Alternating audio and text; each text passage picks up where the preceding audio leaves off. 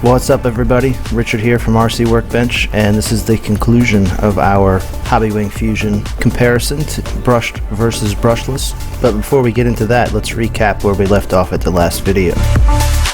You see where to go from here? Nowhere, except maybe. So in the very first video that we did, the torture test, we ran into some issues with a servo that was not waterproof on my Axial bomber. I was going for it. Figured that brushless power, you know, give me a nice little basher launch. You got to turn up to 7.4. Capper's getting wet.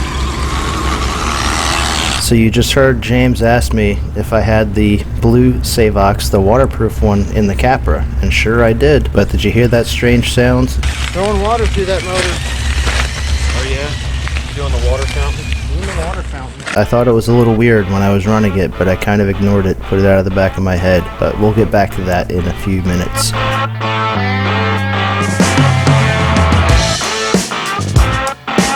So after the torture test and after the controlled test of the last two videos that we did, there really isn't that much of a difference between the brushed versus brushless. It boils down to a matter of preference, and it's going to boil down to a matter of cost. Do you really want to spend the extra money for the brushless system? And we'll get a little bit more into that in a minute, but let's get back to that strange sound. I only got front wheel drive. Is that the dig mode that you're hearing click in and out? I don't know. So James and I are both experienced mechanics, and we both come at things from different perspectives and different angles when it comes to diagnosing things, especially out in the field. It's going halfway between dig mode now. You know what I mean? No, it's not. It's doing something else. It doesn't make any sense. Let's try it again. And it's actually pretty funny to listen to the two of us because we sound like an old, bitter married couple. See,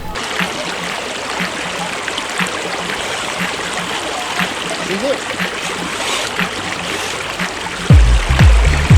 Why do I only have front wheel drive right there? Bottom line is all of a sudden I was losing rear wheel drive for no reason that made any sense to me. He thought that it was something mechanical. I knew it wasn't mechanical, but I didn't know what else it was. Those tires get wedged. They're not even wedged, they're just sitting there.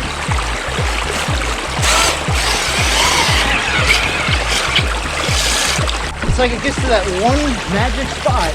It's not like a torque load or nothing, it's just... No, something's slipping in and out. Weird, man. So it basically turned into the scientific process here, trying to figure out what exactly it was. I would hit this spot in the water, and all of a sudden I would have only front wheel drive. When I'd pick it up, everything works fine. James thought it was something mechanical, something was slipping in the transmission.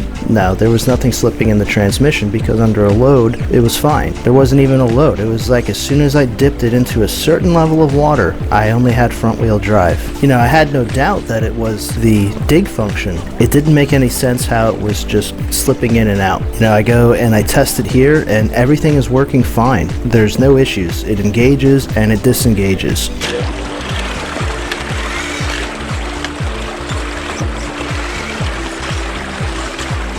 Maybe that's why I was having some issues before. I'm telling you, that clicking noise is something going in and out. Mine doesn't do it. I got the same transmission, high-low with dig mode. Remember, mine's locked with that spacer in there. In case you haven't figured out what the issue was yet, that was a huge clue. And check that out. Welcome to Baltimore. Yeah, that's great. Hopefully the crawlers don't get down and hurt the separator.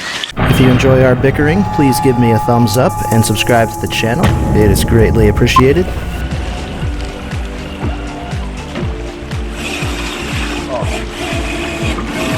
His dig function is locked with the spacer.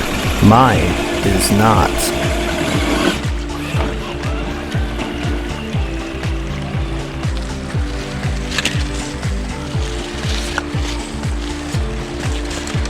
So despite not figuring it out yet, you know, I tried to enjoy the time that we had out in the woods with the Capra.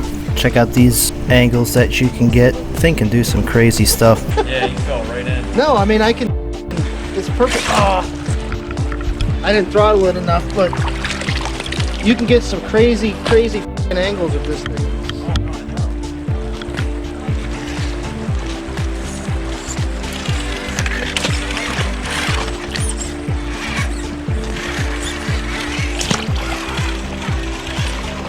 And then straight back to the issue of only front-wheel drive. So after racking my brain about what could possibly be making the dig function just slip in and out, that doesn't make any sense though. How the fuck does getting in a little bit of water do that?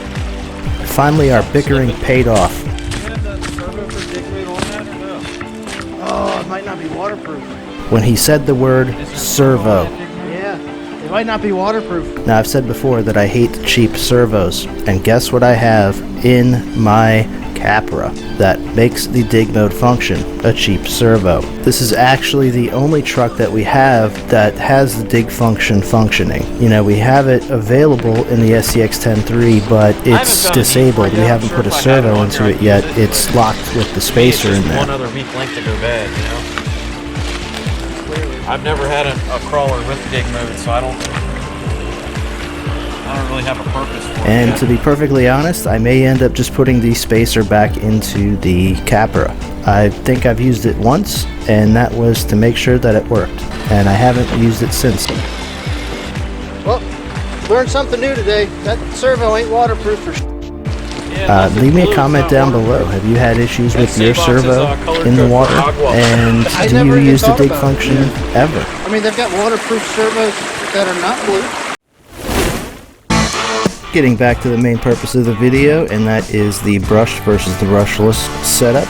Knowing that they are very similar with only a few benefits to the Fusion when it comes to control and stuff, the real question becomes, are the benefits that it has worth it to you? And also, is the cost worth it to you? Because the cost is almost double the brushed setup.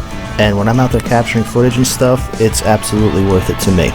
I actually find it boring to run the Fusion when I'm running two-handed, but when I'm capturing footage, I'm doing one hand, so my throttle response isn't as fast as I'd like it to be, or as articulate as I'd like it to be.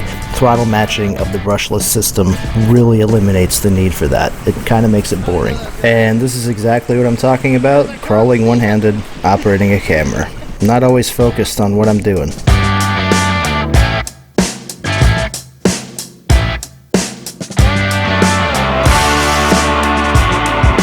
That being said, with the brushed setup, you know, you can use a different motor, different size motor, different turn motor to fine-tune what you want to accomplish with your crawler. But honestly, for me, the brushless setup is worth it because you can always turn off the throttle matching function. You're officially running a Honda Civic. Yeah, the dig function servo just eventually stopped working altogether and kept engaging the dig function, so I ended up having to zip tie it, and I cut the wires to be able to stay in four-wheel drive. You're going to get a lot smoother throttle articulation. I mean, you can really see it here with the SCX10III. You're not constantly having to adjust your throttle. You just kind of set the trigger and forget it.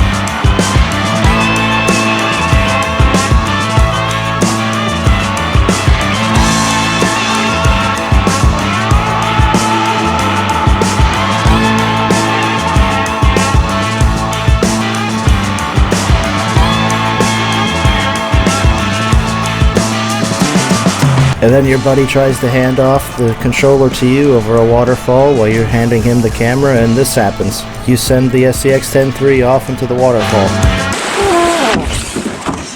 And it's very touchy. I didn't even touch it. I know. I was like, what am I doing? Is this still recording? Yeah. All right. That was funny. I'm telling you, man, on this setup, I don't know what it is, but on this one, it's way faster than the Wraith. But you have to give it like no throttle. So this is my first time running the brushless, and it is, oh my god, smoother. Yeah, you kind of just like jump up. Yeah.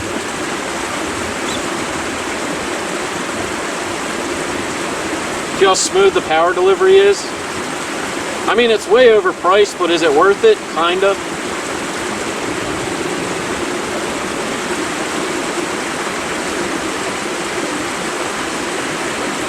It's almost too easy. I mean, you still gotta like get it at the right angles and stuff. Yeah, but I mean, you could give it the same amount of throttle down here as up there, which is minimal. It's just, I don't know. Really smooth. Crawling. Until you hit the trigger when you're handing off the controller.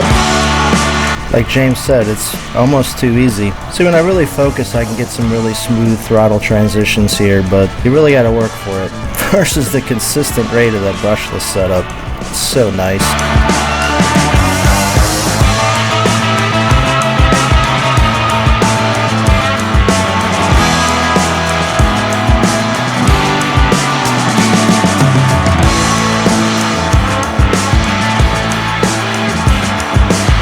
And the capper really is just a beast.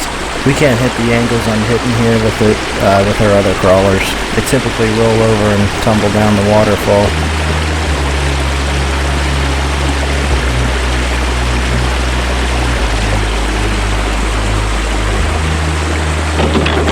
Just like that.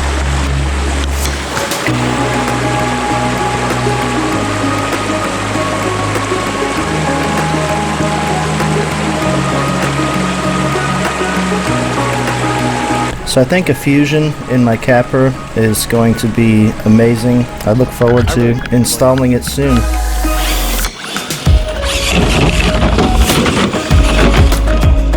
I forgot to mention the other benefit for having a front bumper, and that is doing amazing moonwalks like this.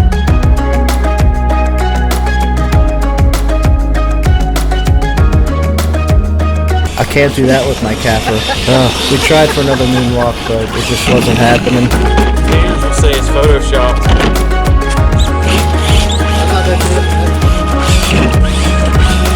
Come on, do a wheelie.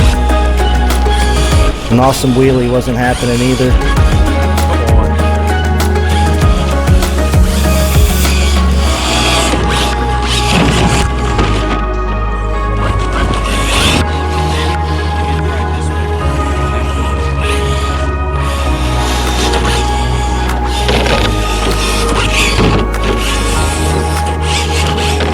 Thank you very much for watching, and if you enjoy our videos, please give me a thumbs up, subscribe to the channel, leave me a comment down below,